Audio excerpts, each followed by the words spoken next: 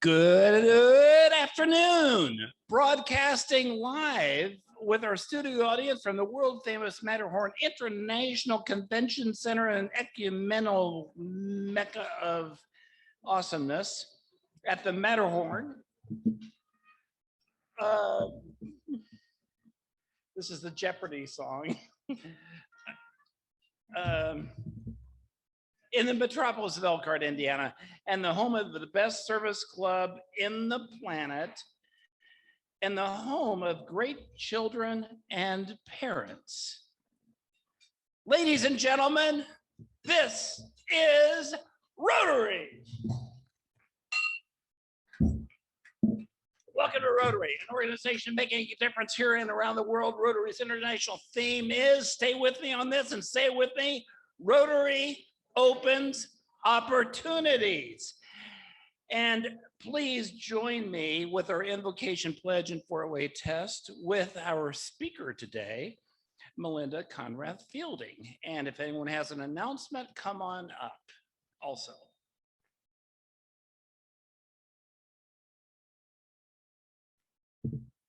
Let's bow our heads. Dear God, enlighten what's dark in me, strengthen what's weak in me, mend what's broken in me, bind what's bruised in me, heal what's sick in me, and lastly, revive whatever peace and love has died within me. Amen. And the pledge. I pledge allegiance to the flag of the United States of America and to the republic for which it stands, one nation, under God, indivisible, with liberty and justice for all. And the four-way test. Is it true? Is it fair to all concerned? Will it build goodwill and better friendships? Will it be beneficial to all concerned? Thank you.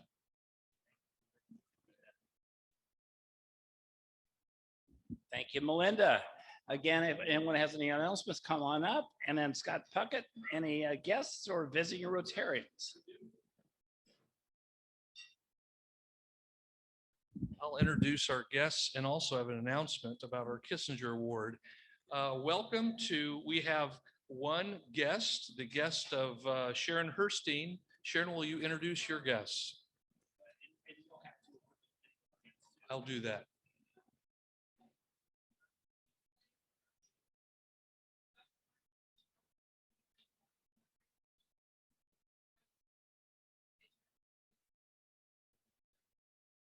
Welcome, Kristen Sharp. Glad to have you with us. We also have a visiting Rotarian from the South Bend Club, Terry Bush.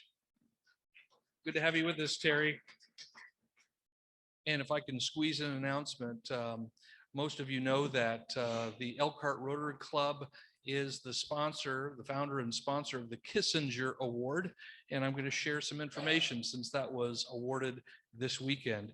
The Kissinger Award was created in 1989 by District 6540's then Governor Bill Heinheis, also an Elkhart Rotarian, to commemorate the life and service of Jack Kissinger, a member of the Elkhart Rotary Club, who served as district governor during the 1963-1964 Rotary year.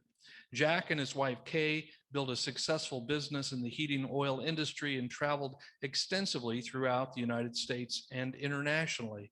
Wherever they went, Jack wore his Rotarian status with pride, attending meetings at more than 2,000 Rotary clubs around the world.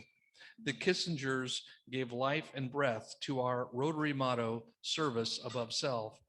The Jack and Kay Kissinger Award is presented annually to the Rotarian selected from among nominations submitted by club presidents of District 6540. All district Rotarians are eligible for nomination. The awardee is that Rotarian who best exemplifies the type of Rotary service performed by Jack Kissinger, with consideration given to service internationally, service to the Rotarians community, and service to the Rotarians Club. At this district conference this weekend, the winner was announced by our own President Bill Burton. This year's District Rotarian of the Year is Dr. Jamie Stickle of the Goshen Rotary Club. So we congratulate Jamie. Jamie, among other things, was president of the club in Goshen.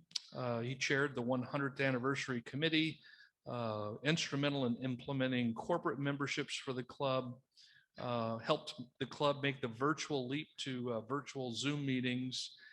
Internationally, from 2016 to president, he has led a group of optometrists and Rotary volunteers to perform eye clinics in Costa Rica, most recently in March of 2020, where he was to lead a large delegation of optometrists in multiple states around Indiana from the School of Optometry. So for those of you who may know Jamie or see him when you're visiting, we congratulate Dr. Jamie Stickle.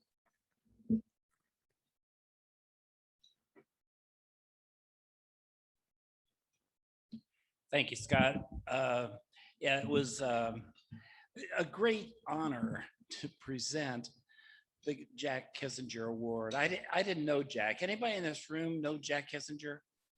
There we go, couple. So what a great Rotarian he was. And I'm seeing nodding heads from Bill Templin and Shen White. Other announcements we have today's meeting, of course, Melinda Conrad Fielding, President and CEO of Child and Parent Services. Next week, Steve Tallheimer of our Superintendent of Elkhart Community Schools, speaking about the referendum. Then May 10th, Alan Strike, who was a real radio celebrity. And then on the 17th, offsite at Jack Smith's Car Museum, just south of the Elkhart Airport. The 24th to be announced, still working on that. And the 31st, we're giving you the day off. Then on the 7th at Wellfield, Sean Crindle, CEO of Basher Children's Home.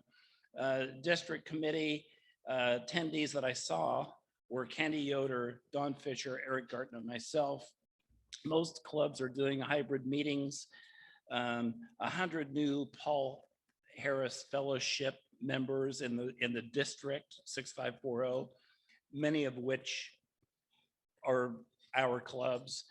There are 2,300 members. Our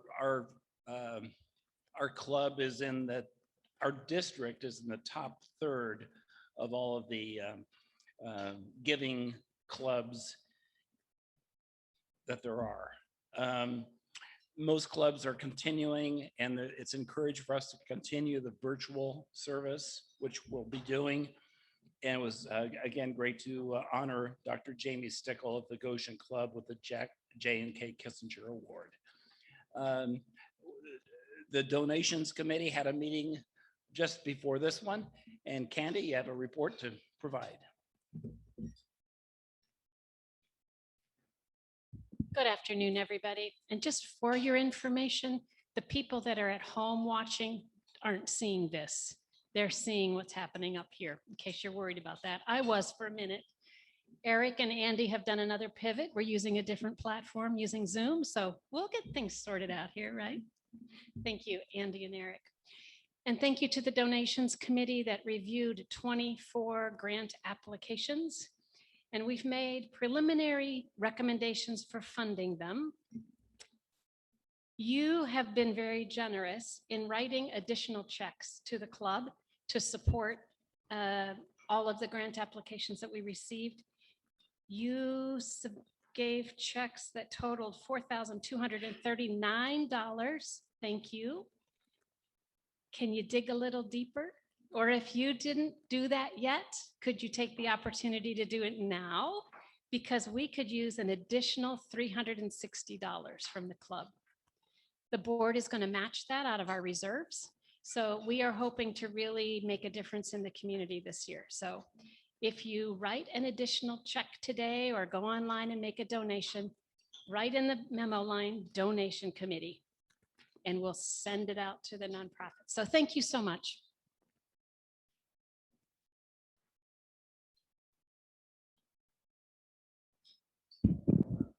I have amazing news.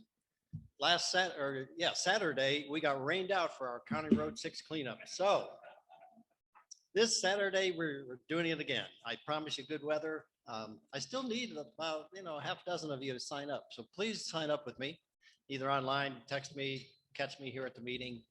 You get a free meeting makeup, you get a free donut, you get to see me. I mean, it's what else could you ask for? Okay, thank you.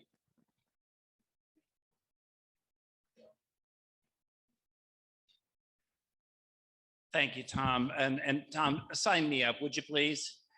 I certainly need the makeup and I certainly need the donut. So, and Eric, you've got something? All right, great.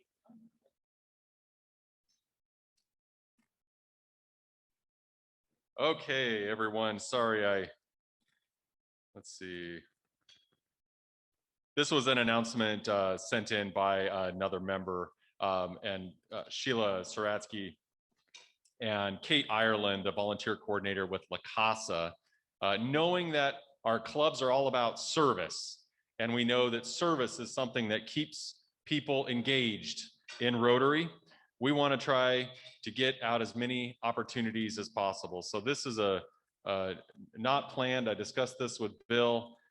We want to make sure that volunteer opportunities, especially for those organizations who might have a club member represented here, get their messages out for volunteer service. So Kate Ireland, the volunteer coordinator with La Casa, just wanted to let us know that they've got a house, 136 Wagner, that needs a fence put up, flower beds and lawns installed, and other various jobs.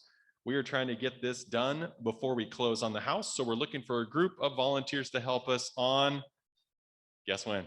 Guess when, Tom MacArthur? Saturday, May 1st. So if you're not up for stooping for trash or headed to that geographic area, but you are potentially down in Goshen, reach out to Kate at La Casa.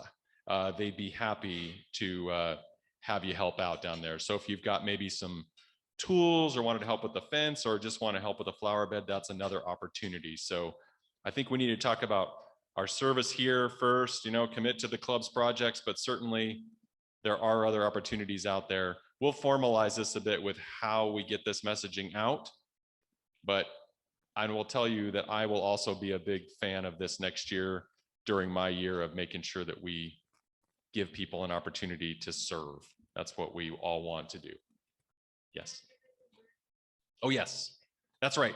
Wear your Rotary swag and take pictures. We'll get that put up. That helps to get our messaging out into the community and make sure that people know that if they want to do some service, we might inspire them to do the same. And maybe they'll come and join us here at the Rotary Club. Thank you.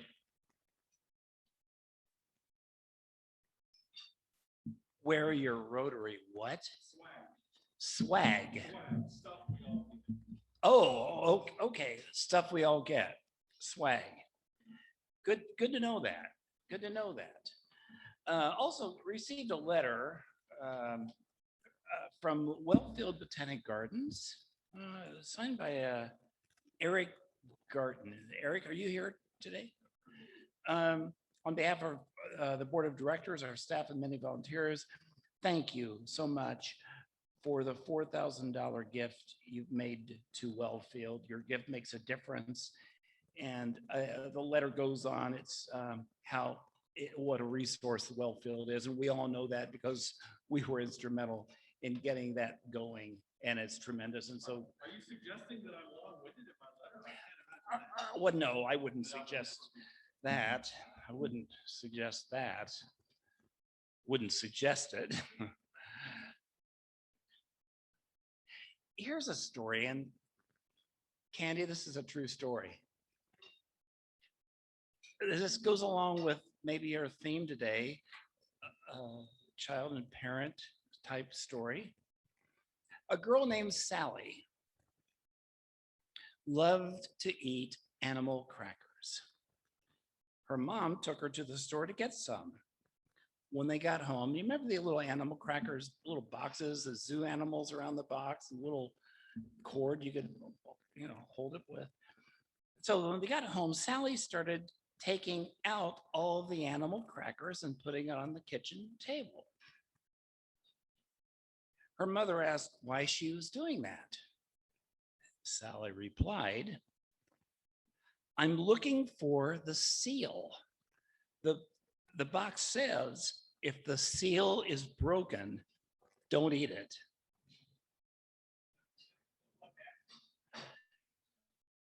Okay. I don't want to diminish the significance of the sergeant at arms at all, but it's hard not to sometimes. But this sergeant is the sergeant of the sergeants. And so, this is a special honor to have our sergeant at arms today, Mr. Anthony Hunt. Bring it on, Anthony.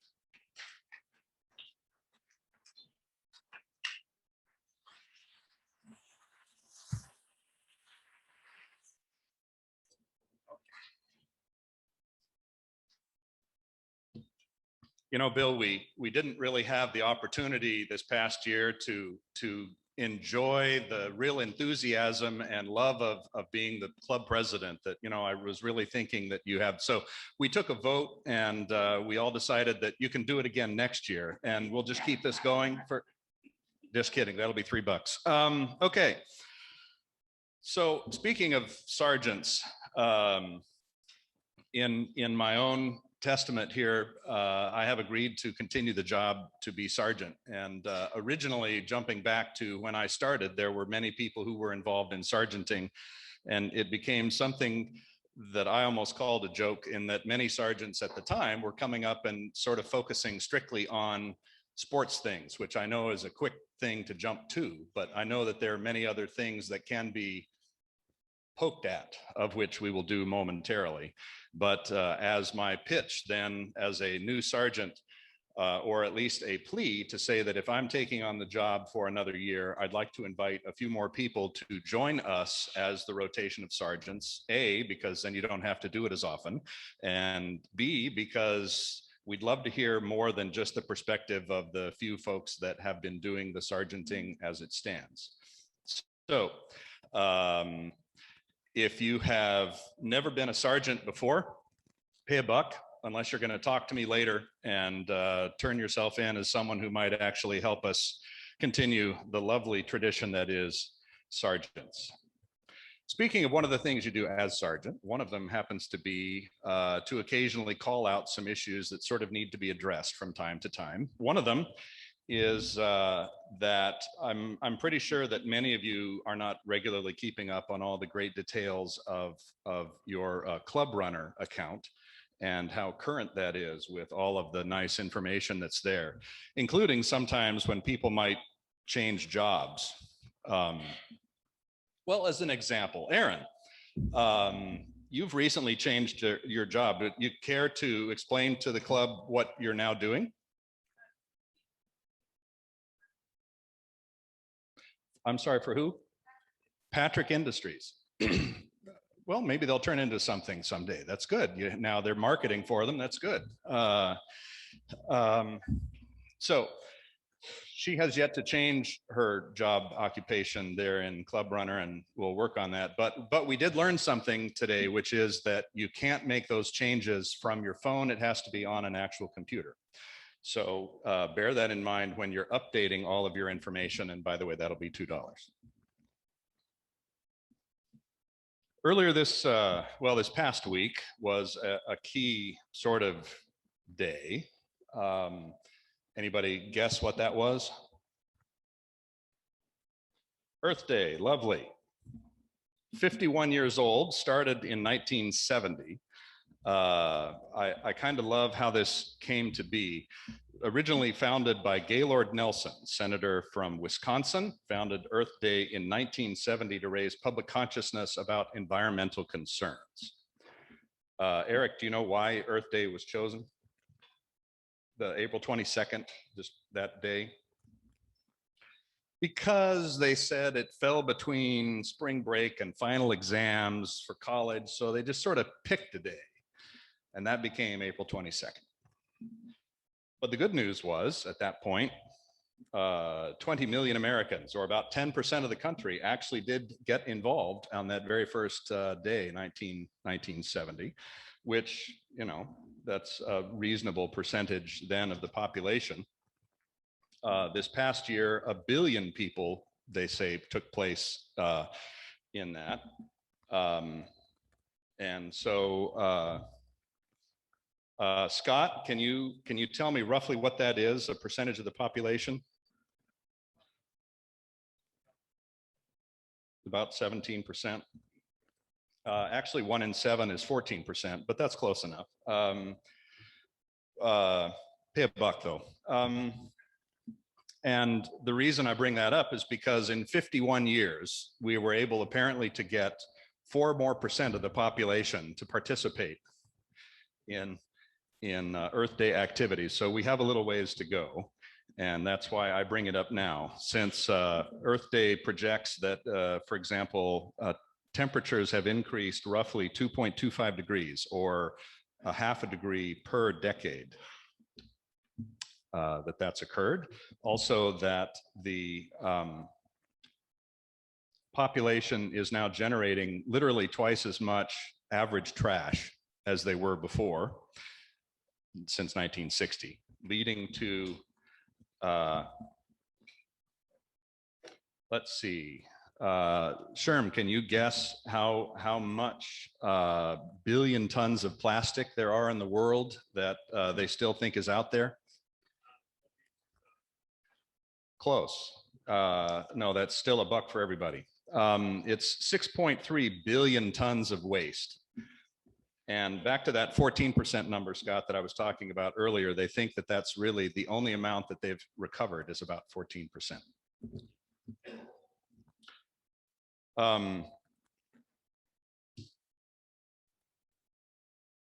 So Dave, I know you're thinking I'm done, aren't you? Did anybody watch last night's Oscars? Show of hands. Incredible. I was not expecting a 0 on that, but that makes it easier. Because at least I thought for our purposes, one of the pictures that won for Best Musical Score included Pixar's Soul, which had 3 people who wrote the score for it. Trent Reznor, Atticus Ross. Those two had, Kristen, can you think of any band that might have been involved with Trent Reznor? Okay, 9 Inch Nails. And John Batiste, who many of you may know as John Batiste, that's true, leader of the Late Show with Stephen Colbert. John talked a lot about jazz, and the hope is, since that won the award, that gave me some encouragement to what we have coming up in just a few short weeks. That is actually the Jazz Festival, thinking about all the connection that people have an appreciation for. If you've not seen Soul, that was good. Also, the one that won, just in case you were curious, because apparently no one cared enough to watch, was Nomadland, which won for Best Picture, Best Director, and Actress. And really with that, I think everybody just pay $2. We'll call that good. So I'll turn things back to you, Bill. Thank you.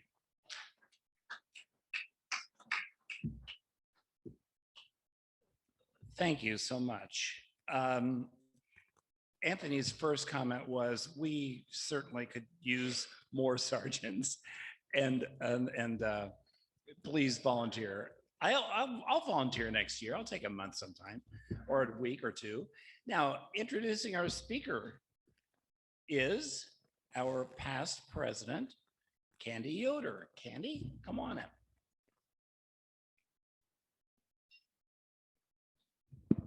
Thank you.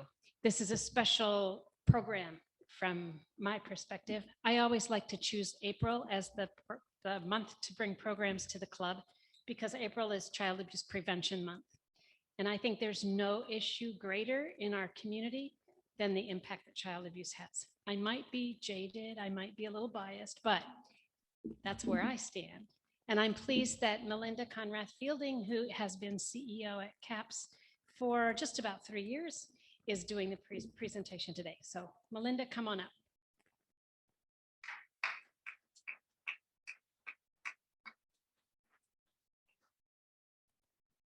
I don't think you're jaded at all. I think we should all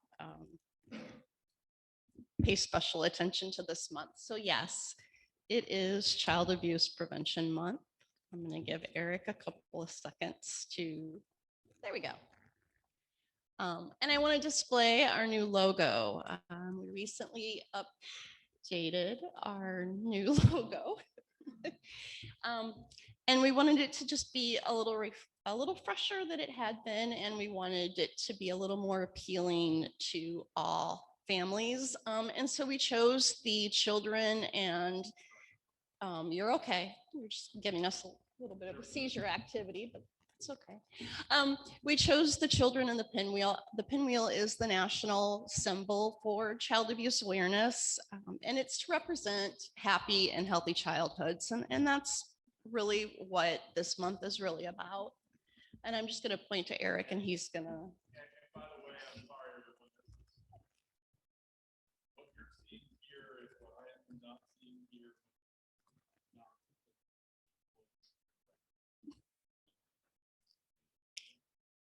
It all makes sense. So I'm going to point, there we go. So this is our mission at CAPS, is to support families to ensure that every child lives a life free from abuse and neglect. And children who are raised in safe, stable, and nurturing environments and relationships are likely to enjoy good physical and mental health, to succeed academically and socially. Shouldn't we all want that for every child in our community? Simply that they grow up safe, stable, and nurtured, and that they are able to excel as an adult. Magistrate was here a few weeks ago, and she said something that was extremely powerful. We have to change lives. Most of the children that are abused or neglected in our community are going to go back to their parents. She stated that, and that is the truth. So we have to change lives. And how do we do that? We do that by supporting families, by supporting all families before they get to the point of needing intervention and DCS called in. We simply support all families so that they can raise their children in safe, stable, and nurturing relationships and environments. And that seems pretty simple. However, it's a little bit difficult. Evidence shows that children's early experiences impact them throughout life, both negatively and positively. And childhood exposures to prolonged adverse reaction or adverse events, which we call ACEs, result in a toxic stress response. And that can impact a child's ability for their brain to develop. Most of us in this room know children need love from the minute that they're born. They need to be nurtured from the minute that they're born. Now we have science that can back that up. So this is a PET scan of 2 children's brains, and the red parts on the PET scan show high activity. So when an infant's born, they have very little brain activity. They have a brain stem, and the rest of the parts of the brain really develop from interactions in the senses that they receive once they're born. And the circled parts of these PET scans are what we call the temporal lobes. And the temporal lobes are important in our ability to control our emotions, and are important in our ability to respond to stimuli. So the brain here on the left is of a healthy child, and you can see the temporal lobes there's very high activity in the temporal lobes. That means the temporal lobes are growing and are getting the stimulation they need to develop. The brain on the right is of an abused child. And this is a child who was put into an orphanage shortly after birth. And received little to none nurturing. And you can see the black areas. This child's temporal lobes are rarely developed and have little to no activity. This is a child who's going to have problems as they grow up with controlling their emotions, and they're going to have behavioral problems. And this is what we call a pair of aces tree. And the branches on the tree represent the adverse childhood experience that can occur within a family. So things like substance abuse, domestic violence, mental illness. The roots of the tree are planted in soil. Those experiences represent things that happen in the greater community. So things like poverty, discrimination, violence, poor housing.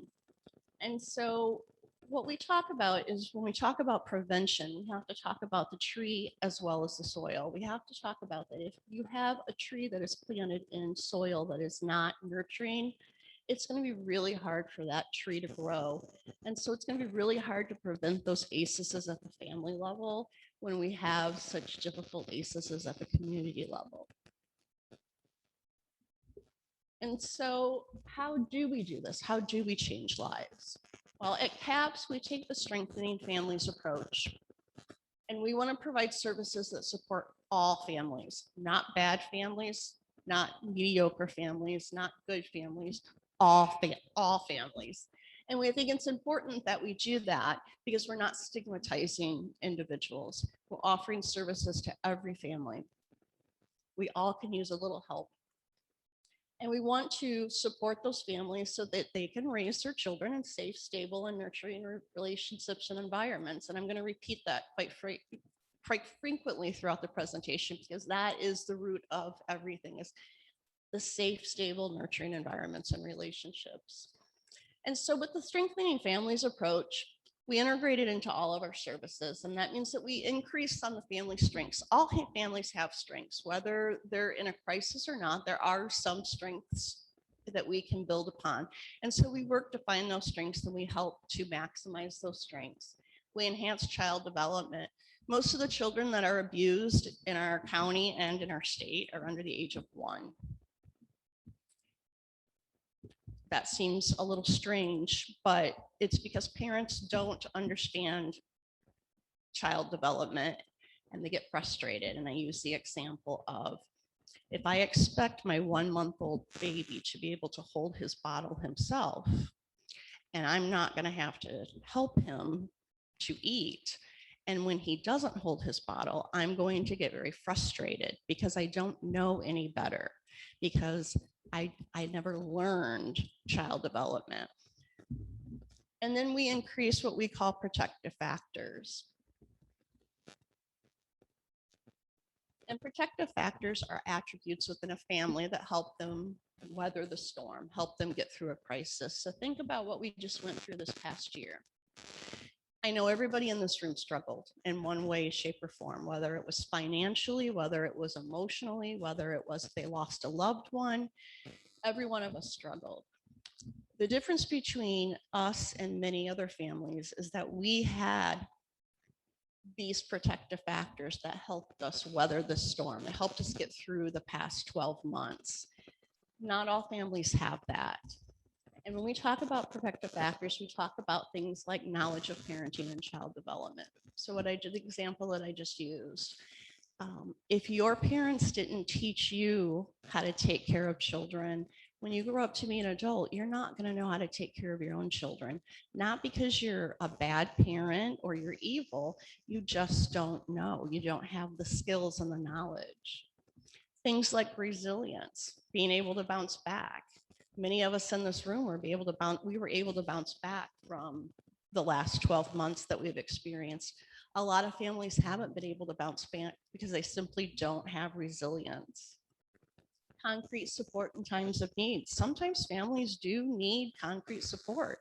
We saw that with the pandemic. We saw the long lines of people who needed food, basic food for their family. We know housing is a crisis here in Elkhart for a lot of our families. Social connections. We had people we could rely on. We had people that we could call and say, you know what, Mom, you know what, Dad, I'm not making it. Things are stressful. You know what, friend, things are stressful. Not everybody has those social connections. Not every family has somebody that they can call up to help them take care of their children when they can't. And then the ability to nurture others. That seems really simple. It was born and bred in probably most of us in this room to know how to love other people. Not everybody knows that. If you weren't raised in a family where love was important, where you were nurtured, you're not going to know how to do that with your family, with your children. It seems like it should be an innate thing that you should just be born with that ability, but not everybody is. So simply put, protective factors are the strengths that help buffer and support families. And this is really what CAPS is all about, is building those protective factors within families so we never get to the edge of the cliff. So those people never get to where it gets so bad that DCS has to intervene. That's what true prevention is. Changing lives. So simply put, or Eric's got to click a lot here. If we, and I say this as we as a community, not just CAPS, but we as a community, if we can support families in building protective factors, then the likelihood of child abuse and neglect is going to be reduced. You're going to make our jobs a lot easier. And children are going to be raised in safe, stable, and nurturing relationships and environments, which means they're going to have positive childhood experiences, which means healthy child development and well-being. And again, going back to, isn't that what we all want for the children in our community? So briefly, just talking about our programs. We have two types of home visiting programs. One is our Healthy Families program. That's our largest program. And we target parents who are pregnant or have just given birth. So with a newborn typically we want to get them enrolled within 3 months of that newborn's age. And we do extensive home visiting with those families where we provide knowledge of child development, we help them build resiliency, all of those protective factors that we talked about. We can do home visiting with that family up until that child's 5th birthday. So we can stay with that family for 5 years and have a significant impact on that family. That is our largest program. I'm not sure if I said that. Then we have our parent aid home visiting program, and that is more of a crisis-based program. So this is for families, and I say this statistic. So every year in Elkhart County, our DCS office gets about 6,000 investigations reported to them of child abuse and neglect. Out of those 6,000, about 450 end up actually substantiated cases of abuse and neglect. There's a lot of other families that are, what I say, right on the edge. And DCS will tell you those families are just one more call away from it being a substantiated case of abuse. And that's where our parent aid program comes in, and we can help those families get them away from the edge of the cliff. And we can work with them on things that are causing the crisis. Is it a unstable housing? Is it there's no food, there's no electricity? Things like that. And that's what our parent aid program can focus on, the crisis at hand. And the relationships that are built with parents and families during our home visits, it's not just about telling the parent, but it's about modeling the parent. We model with the parent how to support their child, how to develop loving relationships with their child, and how to nurture their children. Our community education programs, we have Triple P positive parenting that we deliver. And I'm sure you guys are well aware of Triple P, but it is very impactful. And we can do it on a one-on-one basis with families, or we can do it in group settings. And I think that's what's unique about it, is that you can do it in an array of different ways. And it's really basic tools. It's not high level. It's very basic tools that parents can use within their families to help deal with children's behaviors, and then also to prevent problems from developing in the future. The other community education piece that we have is rather new, and it's Prevent 360, and I'm very excited about this. This is an evidence-based curriculum for children and adults that uses a common language, and it helps keep children safe from becoming victims of abuse. And we talk about lots of different types of abuse. We talk about physical abuse, sexual abuse. We talk about becoming a victim of cyber abuse, bullying, things like that. But what this is going to do is it's going to make sure that in Elkhart County, we're using the same words when we talk to children. We had initially hoped to get 2 school districts involved in this project. In the state of Indiana, every school district is required to do some sort of education about child abuse and neglect to their students. The school systems can pick what they want to do. We presented this to our school systems, and we figured if we could get 2 on board, that would be impactful. We were able to get every single one of our school systems on board. So we are going to be delivering this evidence-based curriculum to all of our students in our county, and it is going to have huge impact down the road on being able to talk to kids about things like this, and then also just simply prevention. And again, it's for all parents. Our CASA program, our court-appointed special advocate. So when a child, when the magistrate was here a few weeks ago, she talked about CHIN's cases. And so when a child is in juvenile court system because of abuse and neglect, they become a CHIN's. And the magistrate automatically orders that a CASA volunteer be assigned to that child. And what the CASA volunteer does is they're the voice for the child. So you're going to have DCS saying, this is what we think is best for the child. And then you're going to have the parents saying, well, this is what we think is going to be best. The CASA can go in and can be the voice of the child and say, well, this is what the child wants. And this is what the school thinks will be best for the child. This is what their therapist thinks will be best for the child.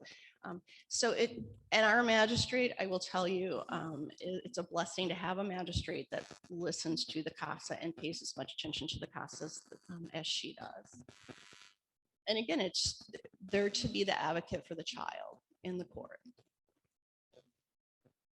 Our supervised visitation program, it allows parents that are in high conflict situations and high risk situations access to their children for visiting.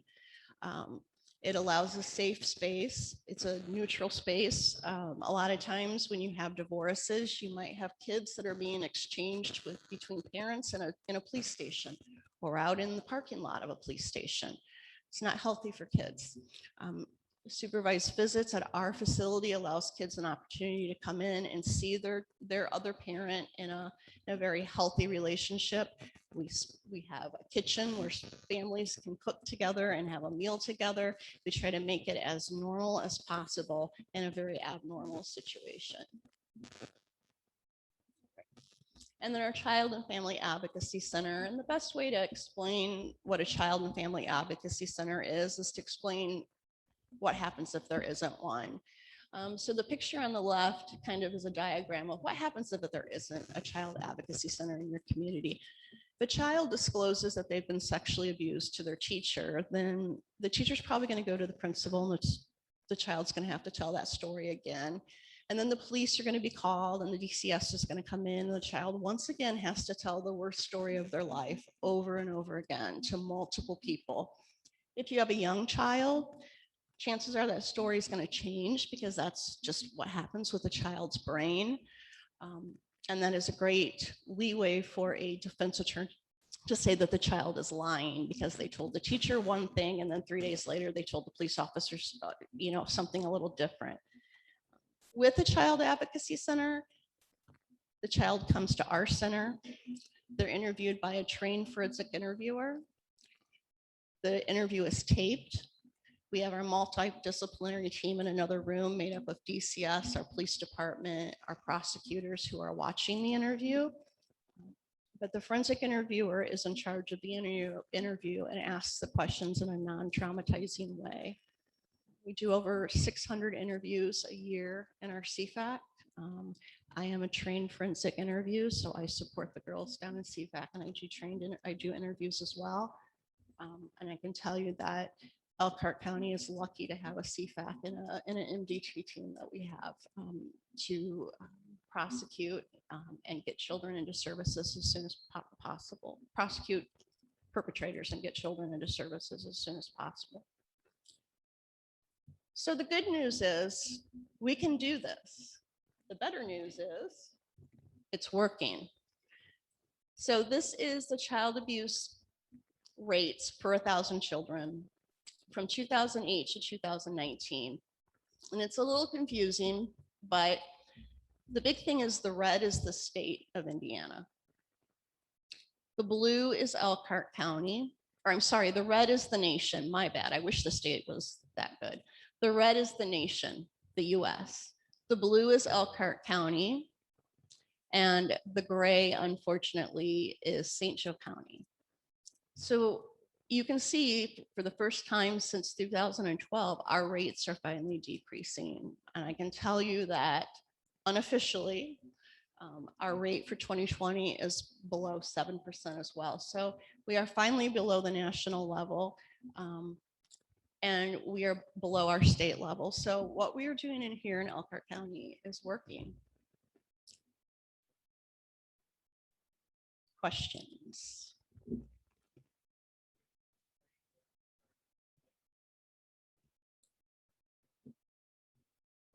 Sure. So that top line is St. Joe County, and they get a little upset when I show this to people, but I think it helps to compare our county to other counties. I can sit up here and tell you that we're below the national rate, but that doesn't do much unless I compare it to other counties.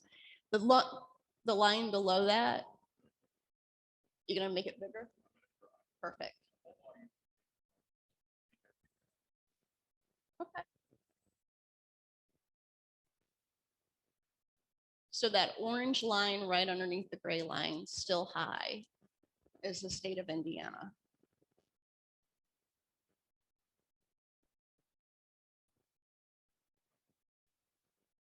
Much better. For a second.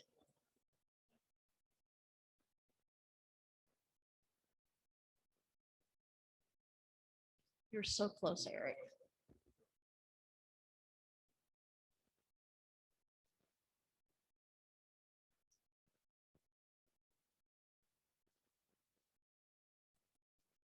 There you go.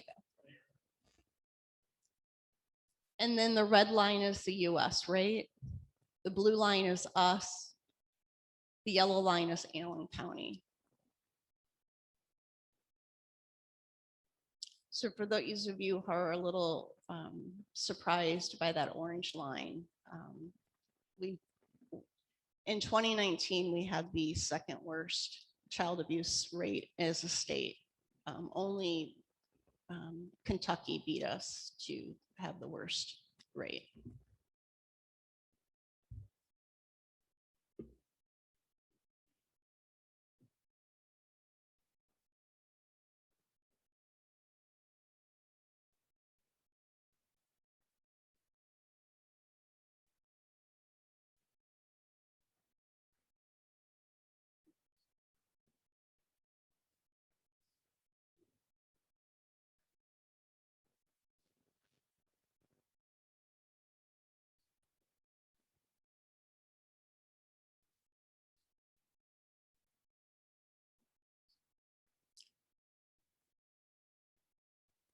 You would think you would see, right? Similar, right? You would think you would see a similar trend. What I attribute to this county is prevention. We are very focused on prevention. I attribute it to a magistrate who's very involved in prevention and believes in prevention. That is the key. A lot of counties focus on intervention, and that means you have to wait until something bad happens before you can get involved. And then it's too late. We are excellent at making, and I say this, it's not just CAPS, it's the community as a whole. It's a lot of not-for-profits that serve children and families are excellent at focusing on getting in there and working with that family before the crisis. Oh, double arms over there.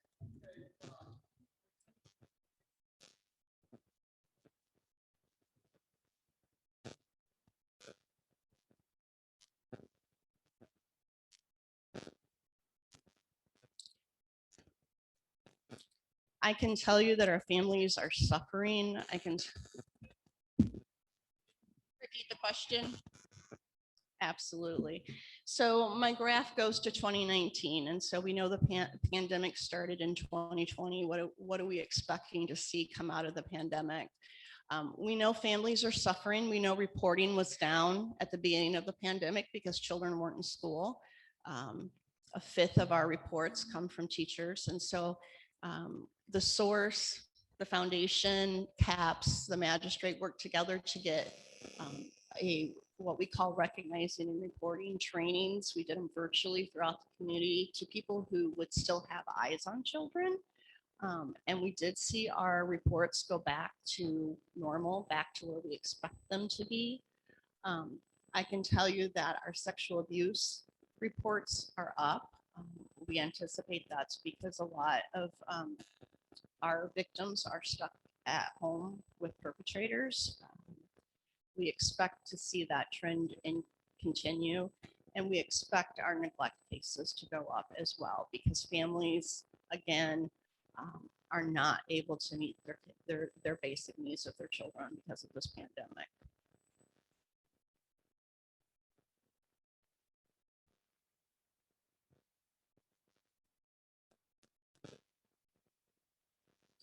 So what is our relationship with the police department and first responders, and how are they trained? We encourage all of our police first responders, our police departments, to be trained in the forensic interviewing process. We call it child first.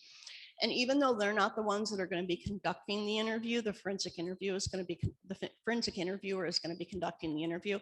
It helps that the police understand the process and understand the value of getting the child to us as soon as possible. We're open 24 hours a day, 365 days a week. And so they understand the whole process of it's best for children, it's best for prosecution. And so we're very fortunate that all of our police departments support the child first training.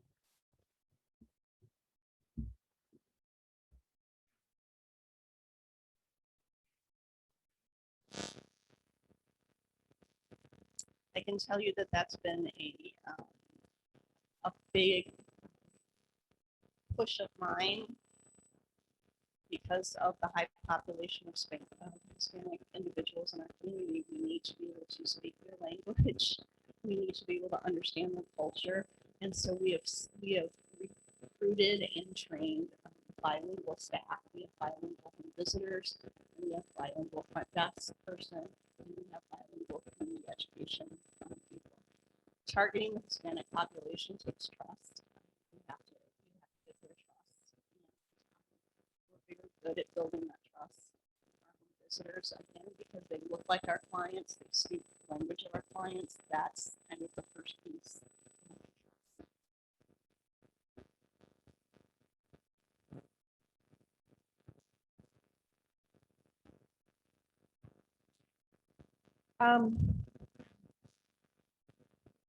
What would you tell people who say DCS fails them? DCS's focus is child protection.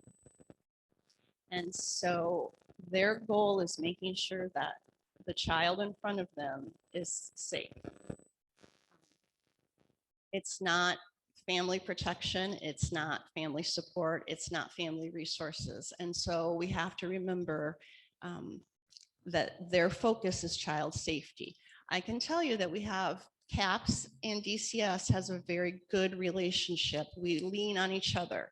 And so they know they don't have the resources or the ability to work with the family. They get them referred to us immediately. But yes, that is a common response we hear.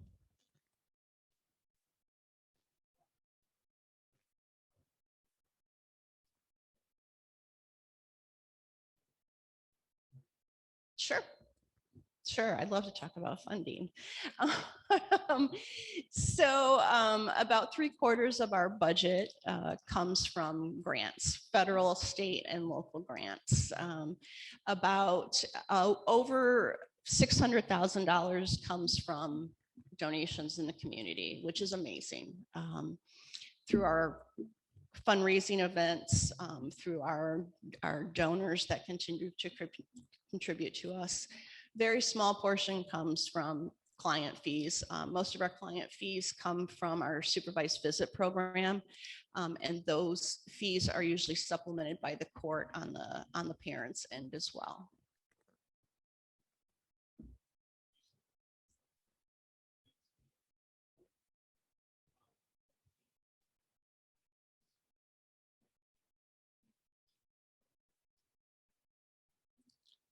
Birth. That's why we need to get to parents before. That's why we need to make sure our services are for all parents.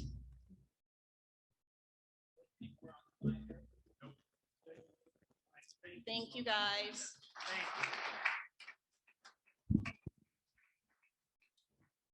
Wow, just changing lives. Thank you so much, Melinda. And Candy, thanks for a great month of programs. It's been tremendous. What a critical and powerful, and looking at that graph, obviously an effective program you have. So thank you so much for all of us in this room, but even more so those who are not. So thanks so much. And thanks for being with us online and in person. And our closing quote today is from Dr. Seuss. Sometimes you will never know the value of a moment until it becomes a memory. With that, Rotary is adjourned.